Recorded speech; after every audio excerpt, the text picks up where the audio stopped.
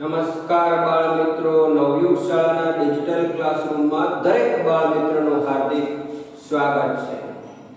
ધોરણ 8 ગણિતમાં સમય સંખ્યાઓમાં આગળ વધીએ તો હવે છેલ્લે આપણે આ ચેપ્ટરનો છેલ્લો ટોપિક જોયેલો, એના આધારે થોડા દાખલાઓ જોઈ લઈએ અને આજે આ ચેપ્ટર આજે નહીં પણ હજી અમુક દાખલાઓ બાકી છે તે દાખલાઓ પૂરા કરીને પછી આપણે પ્રકરણ પૂરું કરીએ. તો જો તો સૌથી પહેલો દાખલો શું કહેવામાં આવે છે કે નીચે આપેલ સંખ્યાઓનું સંખ્યા રેખા પર નિરૂપણ કરો. ભાઈ નીચે જે સંખ્યાઓ આપેલી છે એનું તમારે સંખ્યા રેખા ઉપર નિરૂપણ કરવાનું છે.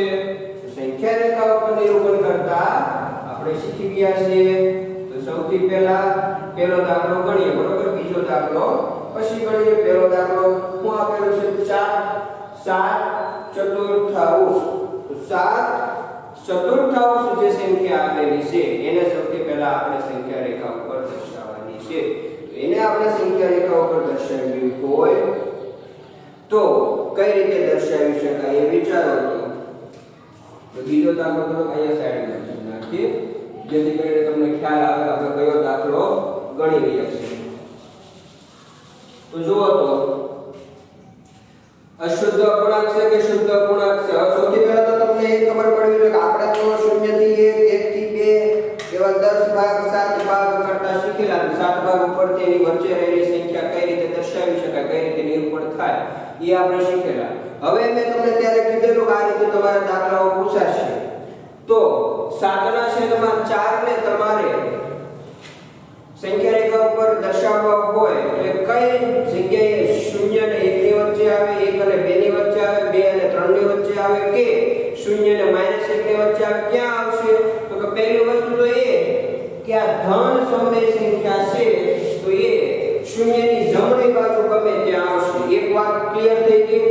સૌથી પહેલા સંખ્યા જોવાની કઈ કે ભાઈ ધન સંખ્યા છે કે ઋણ સંખ્યા છે, એટલે તમને ખબર પડી જશે કે આ 0 ની ડાબી બાજુ આવે કે 0 ની જમણી બાજુ આવે. પછી સૌથી પહેલા શું જોવાનું? જો હું પોઈન્ટ લખતો જાઉં તો એક દાખલામાં દરેક પોઈન્ટ લખતો જાઉં. આપેલ સંખ્યા અવલોકન કરતા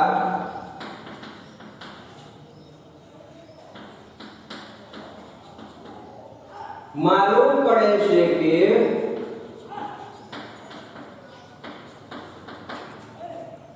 તે ધન સમય સંખ્યા છે.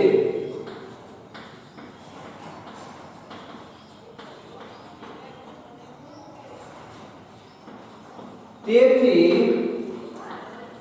તે 0 ની જમણી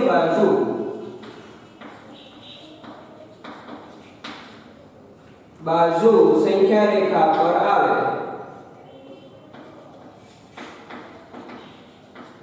સંખ્યા રેખા પર આવશે, જમણી બાજુ સંખ્યા રેખા પર આવશે. હવે પછીનો પ્રશ્ન, 0 અને 1 ની વચ્ચે આવશે, 1 અને 2 ની વચ્ચે આવે, 2 અને 3 ની વચ્ચે કોની વચ્ચે આવશે? તો એના માટે સૌથી પહેલા આપેલી જે સંખ્યા છે શુદ્ધ અપૂર્ણાંક છે કે અશુદ્ધ અપૂર્ણાંક? તો શુદ્ધ અપૂર્ણાંક કોને કહેવાય? તો કે જેમાં છેદ મોટો હોય અને અંશ નાનો હોય. શુદ્ધ અપૂર્ણાંક કોને કહેવાય? તો કે અંશ મોટો અને છેદ નાનો. જુઓ તો અહીંયા કઈ રીતનું છે? અંશ મોટો છે અને છેદ નાનો. તો કયો અપૂર્ણાંક બનશે? અશુદ્ધ. તો આપેલ જે અપૂર્ણાંક છે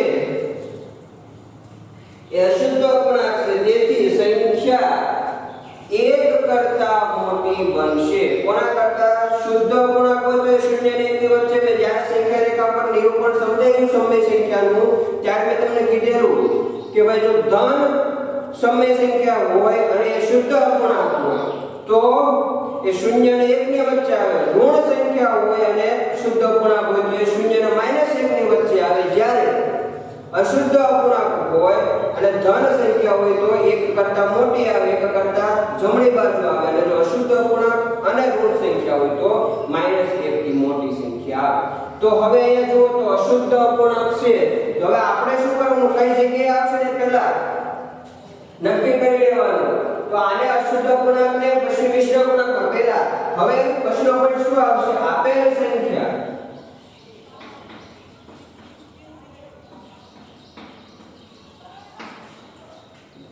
અશુદ્ધ અપૂર્ણાંક છે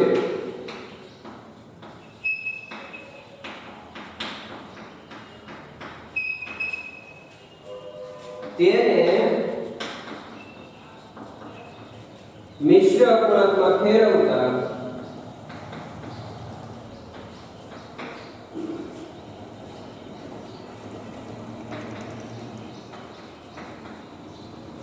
સાતના છેદમાં 4 બરાબર જો તો ભાગાકાર કઈ રીતે થયો એ સાઈડમાં ભાગાકાર શીખવાડો 7 છેદમાં 4 કઈ રીતે મિશ્ર અપૂર્ણાંક આવે તો શીખવાડેલું છે છતાં રેન્ડમ 4 એકા 4 7 માંથી 4 જાય તો 3 1 ગુણા 3 ચતુર્થાંશ જો આ રીતે આપણો આવશે બરાબર 1 ગુણા 3 ના છેદમાં 4 એનો મતલબ શું કે એક પૂરા એટલે 1 થી આગળ થોડુંક આવશે 3 ચતુર્થાંશ જેટલું કેટલું 1 પ્લસ 3 ચતુર્થાંશ તો 1 પૂરા આવશે એનો મતલબ અહીંથી જો આ મિશ્ર પૂર્ણાંક તમને ખ્યાલ આવી ગયો કે 1 પૂરા 2 પૂરા હોત તો 2 થી આગળ જતા 1 પૂર્ણ છે તો 1 થી થોડીક સંખ્યા આગળ હશે હવે એને દોર્યું હવે એ સંખ્યા એના ઉપર દર્શન અહીં તમને ખ્યાલ આવી ગયો કે 7 ના છેદમાં 4 ને તમે મિશ્ર અપૂર્ણાંકમાં ફેરવો તો તમને ખબર પડી જાય કે એક પૂર્ણ છે ને બાકીનો થોડો અપૂર્ણાંક છે એનો મતલબ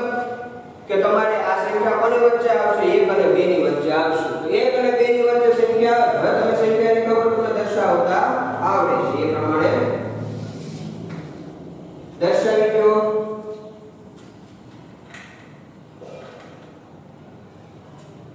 અહીંયા 0 1 અને 2 હવે આ 1 અને 2 હવે સૌથી પહેલી વસ્તુ એ કે જ્યારે સંખ્યા રેખા ઉપર દર્શાવો બરોબર છે કોઈ પણ સંખ્યાને તો જે 7 ચતુર્થાંશ છે એમાં છેદમાં શું હોય ટોટલ ભાગ કુલ ભાગ જ્યારે અંશમાં એ કેટલામો ભાગ છે એ દર્શાવો અહીંયા કુલ ભાગ દર્શાવો 1 અને 2 ના જે ભાગ પાડવાના હોય દર્શાવો બરોબર મતલબ છેદમાં આમાં બધે છેદમાં 4 આવશે બરોબર અહીંયા જે તમે આપણે સંખ્યા શીખ્યા બધા છેદમાં 4 આવશે આને કઈ રીતે લખી શકાય છેદ તમને ખબર છે છેદમાં 4 તો અંશમાં શું આવશે વિચારો તો 8 આવશે તો 4 * 8 થાય તો 2 આવે પછી અહીંયા તો 4 ના છેદમાં 4 આવે કેમ કે આપણે છેદ ખબર છે તો 1 લાવવા માટે અંશમાં શું આવશે 4 આવશે હવે જો તો વચ્ચે કઈ સંખ્યા બાકી રહે 5 ચતુર્થાંશ 6 ચતુર્થાંશ અને 7 ચતુર્થાંશ ત્રણ સંખ્યા બાકી એનો મતલબ કે 1 અને 2 ના 4 ભાગ પાડવા પડે એટલે છેદમાં પણ 4 છે ને કુલ 4 ભાગ આપણે પાડશું ત્યારે આપણને સંખ્યા મળશે 4 ભાગ એટલે કાપા કેટલા 3 1 2 અને 3 જો તો હવે તમને સંખ્યા લખતા આવડી જાય કઈ રીતે કુલ ભાગ કેટલા 4 એ છેદમાં કેટલામો ભાગ તો આ પાંચમો ભાગ બનશે અહીંયા ઓલરેડી અહીંયા 4 ભાગ હશે તો જ આ ચોથો ભાગ જોઈએ અહીંયા કુલ ભાગ 4 અને એનો ચોથો ભાગ દર્શાવે છે બરોબર તો અહીંયા 5 ના છેદમાં 4 આવશે પછી 6 ના છેદમાં 4 પછી 7 ના છેદમાં 4 તો જ્યાં બિંદુ એ છે અહીંયા આને એ નામ આપીએ તો બિંદુ એ છે 4 ચતુર્થાંશ દર્શાવે છે તો નીચે લખવાનું કે આમ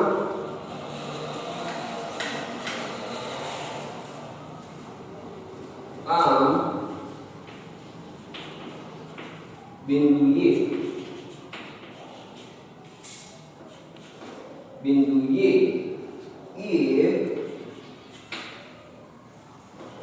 4 ચતુર્થાંશ ને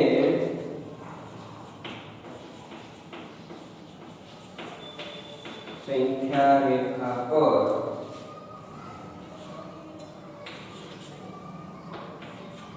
પર નિર્દેશિત કરે છે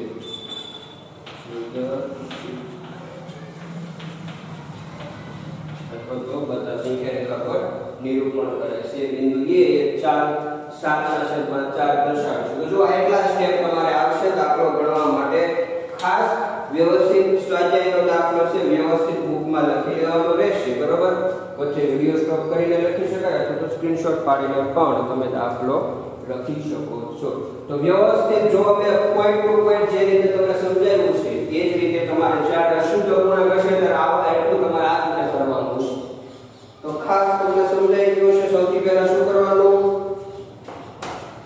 અપૂર્ણાંક ધન છે કે ઋણ પછી ભાઈ આ શું અશુદ્ધ અપૂર્ણાંક હોય તો એને શેમાં ફેરવવાનો મિશ્ર અપૂર્ણાંક જેથી તમને ખબર પડે કે આ 1 અને 2 ની વચ્ચે આવશે 2 અને 3 ની વચ્ચે આવશે 3 અને 4 ની વચ્ચે આવશે કઈ જગ્યાએ એ સંખ્યા આવશે એ તમને ખ્યાલ આવી બરોબર બીજો દાખલો છે 5/6 5/6 સૌથી પહેલા શું પોઈન્ટ નક્કી કરવાનો હતો કે સૌથી પહેલા એ અપૂર્ણાંક જે છે એ ધન સમય સંખ્યા જે છે ધન સમય સંખ્યા છે કે ઋણ સમય સંખ્યા તો જો તો ધન સંખ્યા કે ઋણ તો કે ધન સમય સંખ્યા છે સર ધન સમય સંખ્યા છે હવે બીજો પોઈન્ટ નું ધન સમય સંખ્યા હોય તો એ શૂન્યની જમણી બાજુ આવશે એ તમને ખ્યાલ આવી ગયો હવે તો કે શૂન્યની જમણી બાજુ આવે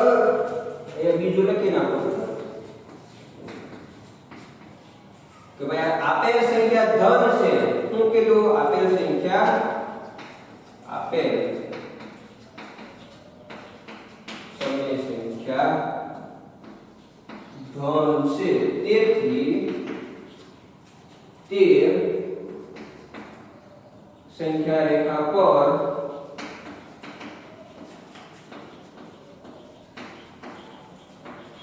શૂન્યની જમણી બાજુ આવશે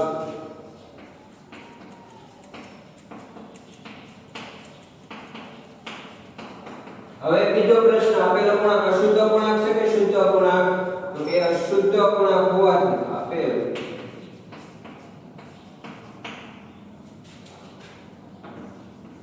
સંખ્યા શુદ્ધ અપૂર્ણાંક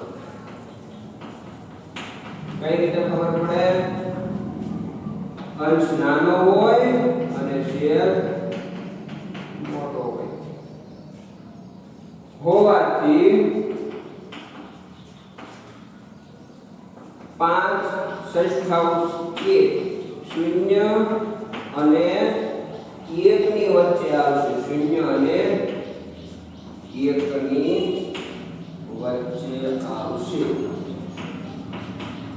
તો સીધા સંખ્યા રેખા આમાં કયા અશુદ્ધ અપૂર્ણાંક ને મિશ્ર અપૂર્ણાંક પર ફેરવી શકાતા નથી એ તમને ખાસ ખ્યાલ હશે હવે તો કે 0 અને 1 ની વચ્ચે આવે શુદ્ધ અપૂર્ણાંક આમાં તો સરળ જ છે કઈ મિશ્ર અપૂર્ણાંક ની માથાકૂટ જ નહીં દોરી નાખો સંખ્યા રેખા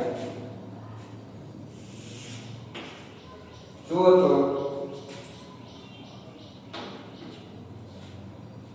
0 અને 1 છેદમાં આવશે છેદમાં હોય ને કુલ ભાગ અને અંશમાં હોય એ જુઓ તો છેદમાં હોય કુલ ભાગ એ તમારે દર્શાવવો હોય ને વસ્તુને તો આમ દર્શાવી છેદમાં હોય કુલ ભાગ અને નીચે આટલાનો ભાગ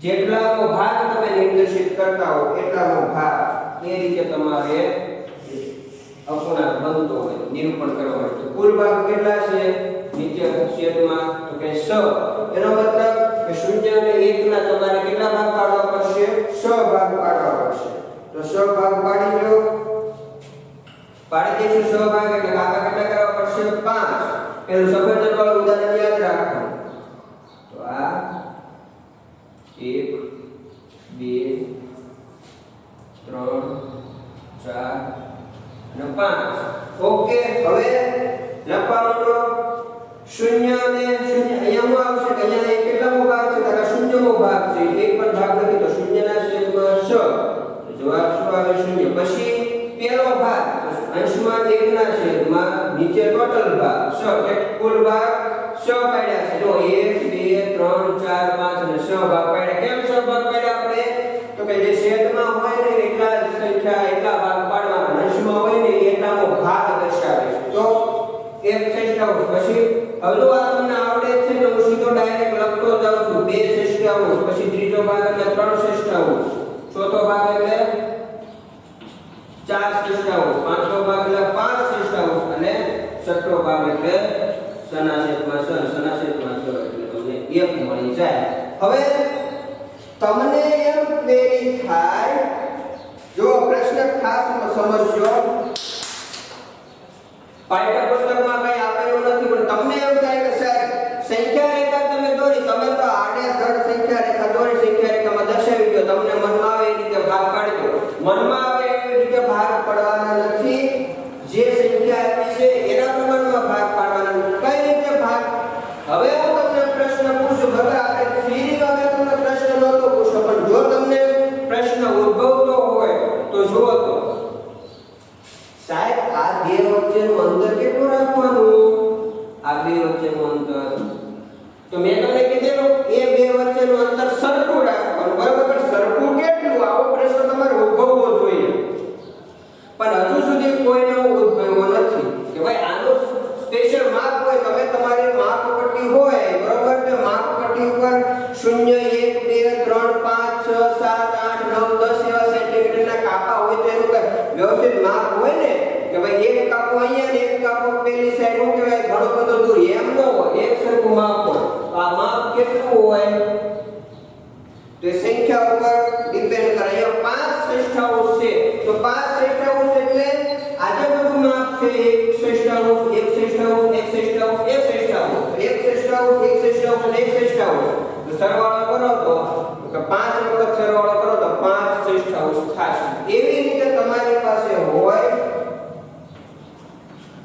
4 6 તો આપણે એના સહભાગમાંથી ચોથો ભાગ દર્શાવવાનો હોય બરાબર તો એમાં દરેકનો માપ 1 6 1 6 તો આ ખાસ તમારી માપ જો તમને કોઈ પૂછે કે ભાઈ આ બે વચ્ચે માપ કેટલું રાખો તો જો અહીંયા શૂન્યમાં કેટલા ઉમેરીએ તો 1 6 થાય તો 1 6 પછી 1 6 માં કેટલા ઉમેરીએ તો 2 6 થાય તો 1 6 વત્તા 1 6 હજી એક કરીએ તો 2 6 થાય 2 6 માં કેટલા ઉમેરીએ તો 3 6 થાય તો વત્તા 1 6 કરીએ તો 2 6 થાય તો એવી રીતે આ બધાનો 1 6 હોય એવી રીતે કોઈ પણ દાખલામાં તમને સંખ્યા રેખા ઉપર નિરૂપણ કીએ તો એમાં જે તમારી રકમ હોય ને એ પ્રમાણે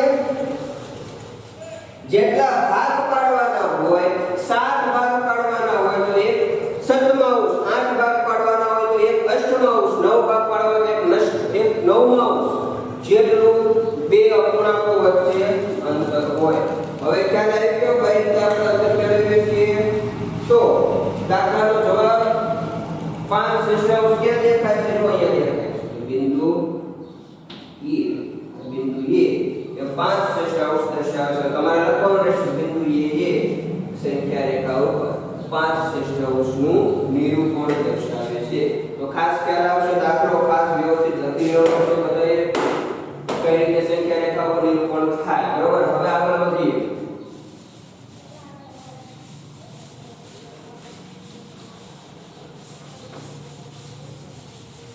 તો પહેલો દાખલો શું કહેવા માંગે છે જુઓ તો સંખ્યાઓ 2 ના છેદમાં -2 ના છેદમાં 11 -5 ના છેદમાં 11 અને -9 ના છેદમાં 11 ને સંખ્યા રેખા ઉપર દર્શાવો હવે જો આને હું તમને ડાયરેક્ટ સંખ્યા રેખા ઉપર દર્શાવી દઉં છું આપણે બે દાખલા શીખ્યા હતા ત્રીજો દાખલો મને આવડે કે સંખ્યા રેખા ઉપર કઈ રીતે દર્શાવવાની બરોબર તમારે પોઈન્ટ મેં જે રીતે પોઈન્ટ ટુ પોઈન્ટ લખાયું એ રીતે જ લખવાનું છે બરોબર તો કઈ રીતે લખવાનું છે તો સૌથી પહેલા હું વિચારવાનું છે યાદ કરો તો સૌથી પહેલો પોઈન્ટ શું લખાવેલો તો કે સમય આપેલી સમય સંખ્યાઓ ધન છે કે ઋણ છે તો જો તમને સમય સંખ્યાઓ કેવી છે ઋણ છે તો પહેલો પોઈન્ટ આવશે ઋણ સંખ્યા છે જો કઈ કઈ સંખ્યાઓ દર્શાવવાની છે -2/11 -5/11 અને -9/11. તો આ ત્રણેય સંખ્યાને દર્શાવવી છે. ત્રણેય સંખ્યા કેવી છે? ઋણ સમય સંખ્યા છે. કેવી? પેલો અક્ષર શું લખશો? ઋણ. ઋણ છે એનો મતલબ 0 અને -1 ની વચ્ચે આવશે. આ ત્રણેય સંખ્યાઓ 0 અને -1 ની સોરી 0 ની જમણી બાજુ. તેનો પણ કેવો આવશે? 0 ની જમણી બાજુ આવશે. સોરી 0 ની ડાબી બાજુ આવશે. 0 ની કઈ બાજુ આવે? ઋણ સંખ્યા કઈ બાજુ? ડાબી બાજુ. 0 ની ડાબી બાજુએ આવશે. હવે તો કે હવે સંખ્યાઓ બધી આપેલી છે શુદ્ધ અપૂર્ણાંક છે કે અશુદ્ધ અપૂર્ણાંક? તો કે અંશ મોટો છે નાનો છે છેદ કરતા? તો કે અંશ દરેકમાં છેદ કરતા નાનો છે અને છેદ મોટો છે. તેથી કેવી સંખ્યા છે? શુદ્ધ અપૂર્ણાંક. શુદ્ધ અપૂર્ણાંક કઈ રીતે મળે? પહેલા બે દાખલા એ રીતના હતા એટલે આમાં તમને ખાલી ઝડપથી જવાનું કરણી છે કે પહેલા બે દાખલા એ રીતના દેખાડ્યા છે પ્લસ આખો લેક્ચર કઈ રીતે સંખ્યા પર નિરૂપણ થાય એ પણ દર્શાવેલું છે. શુદ્ધ અપૂર્ણાંક હોય તો સંખ્યા કોની વચ્ચે આવશે? ઋણ છે એટલે 0 અને -1 ની વચ્ચે આવશે. દર્શાવી દીધું 0 અને 1 ની વચ્ચે.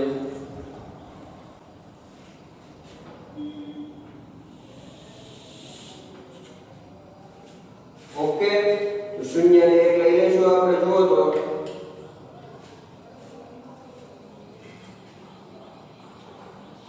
0 અને 1. તો સંખ્યા રેખા જે દર્શાવવાની હોય એમાં ઉપર શું આવે?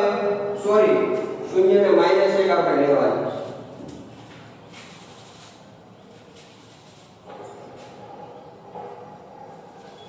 0 અને -1.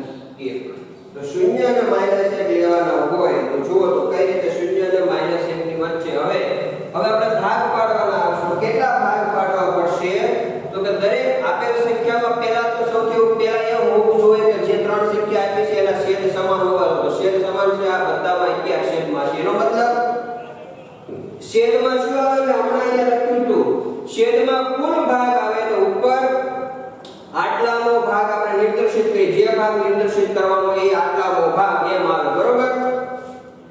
તો આ બધાના છેદમાં શું છે? 11 છે. એનો મતલબ કે 11 0 અને -1 ના ટોટલ 11 ભાગ પાડવાના છે. તો 11 ભાગ પાડી દઈશું.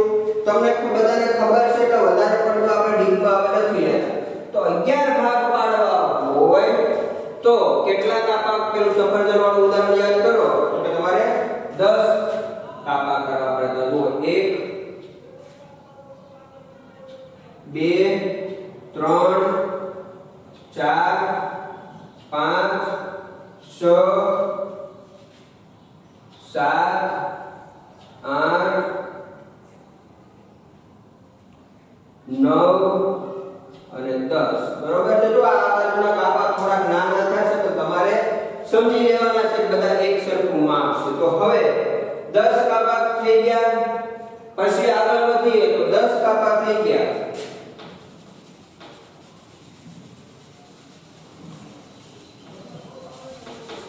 એવું લાગે તો હજી આપણે વ્યવસ્થિત દોરી નાખીએ.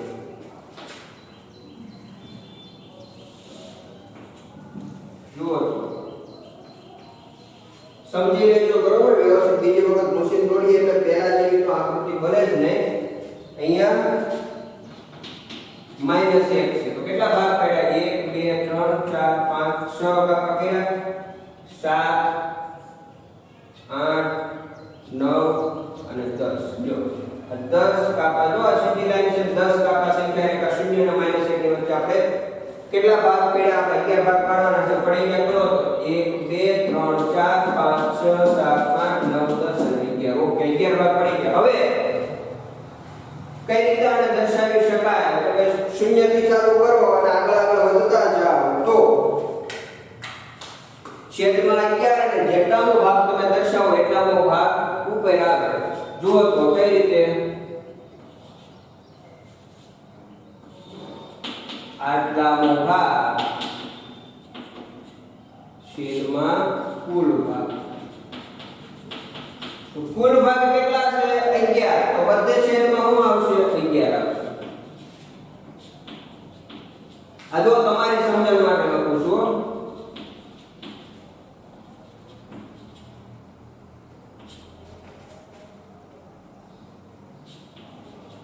છેદમાં બધે 11. કુલ ભાગ કેટલા તો 11. તો બધે છેદમાં 11 આવશે.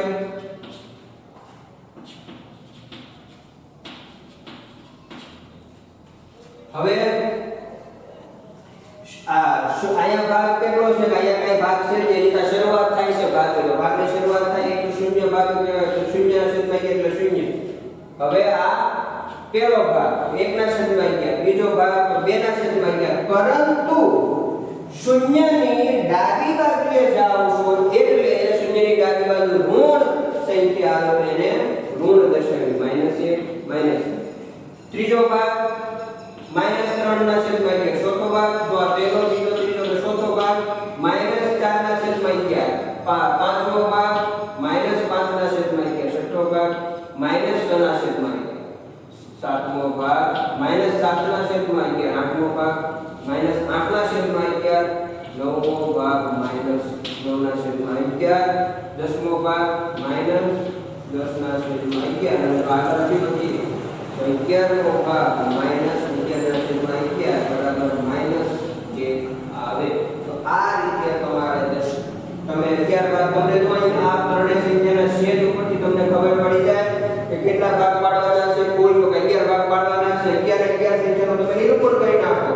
એ 11 સંખ્યાનું તમે નિરૂપણ કરો એટલે તમને જુઓ સંખ્યાઓ બધી મળી જશે. પહેલી સંખ્યા કઈ છે -2 ના છેદમાં 11. બિંદુ A એને નામ આપી દો. પછી -5 ના છેદમાં 11 એને બિંદુ B નામ આપી દો. પછી -9 ના છેદમાં 11 એને બિંદુ C નામ આપી દો. તો હવે નીચે લખવાનું કે બિંદુ A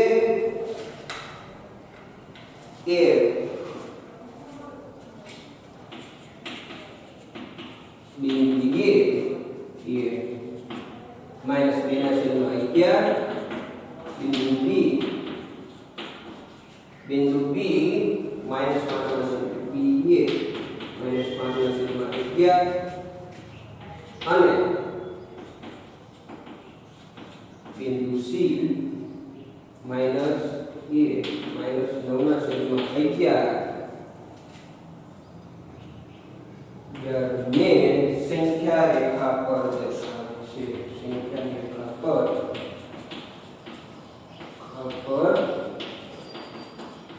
દર્શાવે છે. તો ખાસ આ રીતે તમે વ્યવસ્થિત લખી નાખો. બરાબર. નીચે આવી રીતે લખો બિંદુ A બિંદુ B બિંદુ C નામ આપવાના. આ જો જે રીતે દર્શાવે છે -9 ના છેદમાં 11 -5 ના છેદમાં 11 -2 ના છેદમાં 11. આ આપણે ત્રણ સંખ્યા દર્શાવવાની હતી. તો એ આપણે બિંદુ A B C સ્વરૂપે દર્શાવી. તો ખાસ આ રીતે જે સંખ્યા દર્શાવવાની રહેશે વચ્ચે વિડિયો સ્ટોપ કરીને આખો દાખલો ગણી લેવાનો રહેશે. હવે આપણે વધીએ. તેના પછીનો દાખલો છે 2 થી નાની હોય તેવી સમૂહની 5 સમય સંખ્યા દર્શાવો. જુઓ તો ખાસ વ્યવસ્થિત કરી લેજો. સાત સરળ દાખલાઓ છે બધા.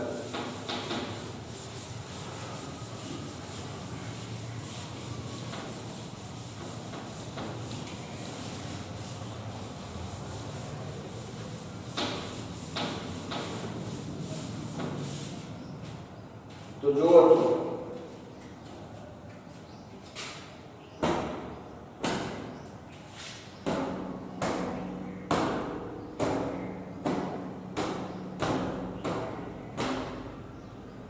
તો આના પછીનો દાખલો 2 થી નાની. બરોબર. નાની હોય તેવી 5 સમય સંખ્યા દર્શાવવાની કીધી. તો જુઓ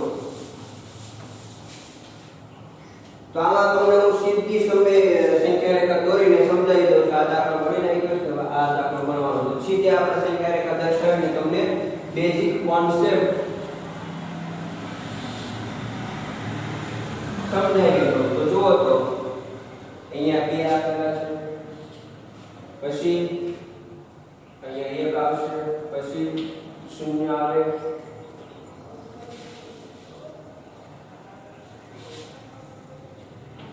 1 બરોબર પછી -1 -2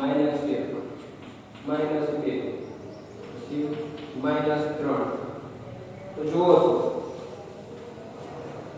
આ મેં જે સંખ્યા દર્શાવી કીધું છે 2 થી નાની તો મેં તમને શું કીધું કોઈ પણ સંખ્યાની જમણી બાજુ જાવ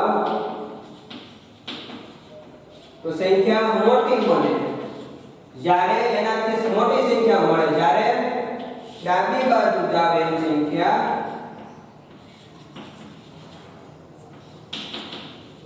નાની બનતી જાય તો એ બે અહીંયા આપેલા છે અહીંથી તમે કઈ બાજુ જાવ તો સંખ્યા નાની મળે તો કે આમ જાવ બરોબર આ 2 થી આ બાજુ આવો એમ તમને સંખ્યા નાની મળતી જાય તમારે એક સંખ્યા મેળવવાની છે 2 થી આ બાજુ તો જુઓ તો હવે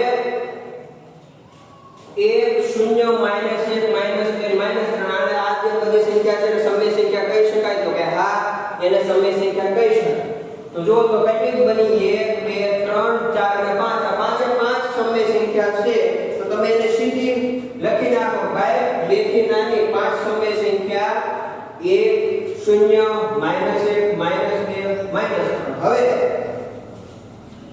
હવે તમારે એવું નથી કરવું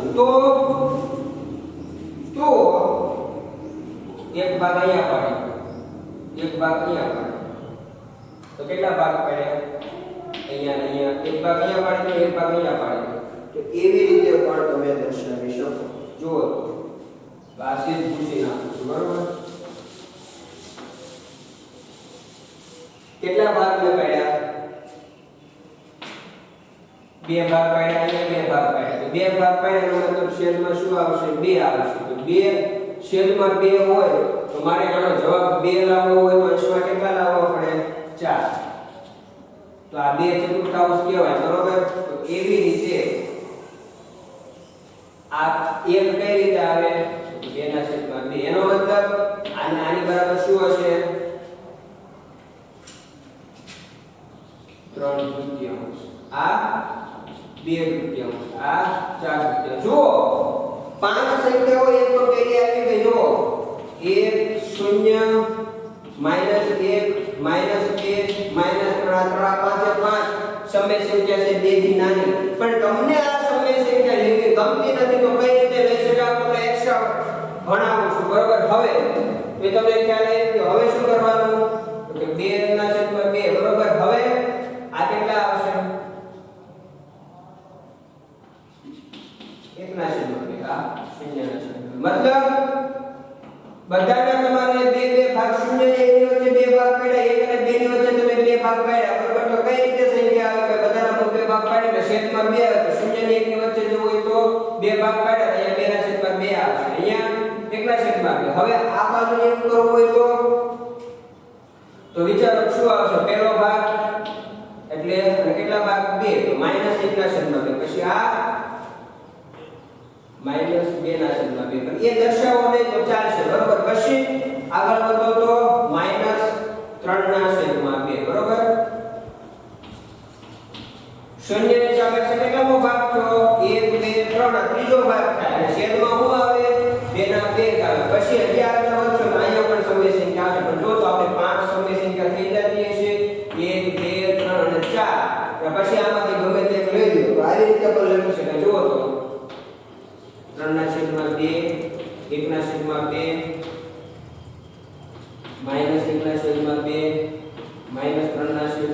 પછી ગમે તે દાખલા તરીકે શૂન્ય લઈ લો તો આ પણ પાંચ સંખ્યા આવી રીતે કોઈ પણ પાંચ સંખ્યા લખી શકાય તો ખાસ ખ્યાલ રાખવો કઈ રીતે દાખલાઓ ગણવાના છે અને કઈ રીતે આપણે ગણીએ છીએ તો આજે જે રીતે મેં તમને દાખલા ગણાવ્યા છે જે રીતે પાર્ટીશન પાડ્યું છે દરેક દાખલા વ્યવસ્થિત તમારે સમજવાના છે હવે આ દાખલાના મેં તમને પાંચ સમય સંખ્યા શોધવાની કીધી હતી એમાં મેં તમને આપણે ખબર જ છે કે કોઈ પણ બે સમય સંખ્યાની વચ્ચે અસંખ્ય સમય સંખ્યા આપણે તમે આ પાંચ લખો ગમે તેટલી પાંચ લખો બરાબર ને આપણે અપૂર્ણાંક આવે ને સમય સંખ્યામાં વધારે મજા આવે કે એને આપણે વધારે સમય સંખ્યા આપણને ગમે બરાબર તો આપણે અપૂર્ણાંક લખ્યા તો ખાસ બીજો દાખલો પણ અહીંયા પૂરો થાય છે અને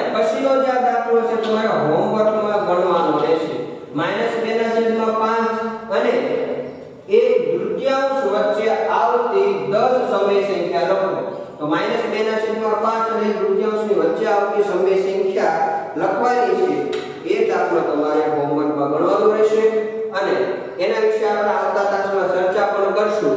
કદાચ કોઈને ન આવડે તો એના વિશે આપણે થોડી ઘણી ચર્ચા કરશું અથવા તો આખો દાખલો બનાવશું. આજે એટલે સુધી રાખીએ છીએ. ખાસ દાખલો હોમવર્કમાં તમારે ગણવાનો છે. ટ્રાય તો કરવાની જ છે. ન આવડે તો કઈનો કઈ વાંધો નથી, પણ ટ્રાય પ્રયત્ન કરેલો હોવો જોઈએ. પ્રયત્ન ખાસ કરવાનો છે. તો આજે સમય સંખ્યામાં એટલા દાખલા સુધી રાખીએ છીએ. આવતા તાસમાં ફરી નવા દાખલાઓ શીખશું. ત્યાં સુધી ઘરે રહો, સુરક્ષિત રહો. અસ્તુ.